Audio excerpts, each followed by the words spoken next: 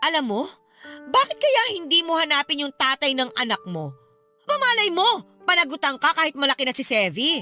Tsaka sa kondisyon niya, mukhang kailangan niya talaga ng tatay eh. Kaya ko naman palakihin si Sevi nang ako lang yung magulang niya. Kaya mo nga, pero yung kondisyon ng anak mo, kaya mo pa bang i-handle? Ay, sayang si Sevi, ang pogi pa namang bata. Ano? Paano naman siyang naging sayang? Eh kasi kulang-kulang yung anak mo eh. Kailangan pa bang sabihin yun para maintindihan mo, Adela? Paglaki niya, baka walang magkagusto dyan. Hindi kasi siya normal eh. At sa tingin nyo, normal kayo sa lagay na yan? Ang kitid ng utak nyo.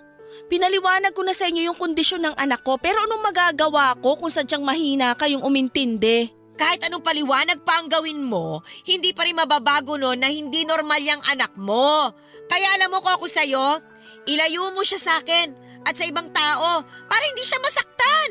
Barangay Love Stories. Barangay Love Stories.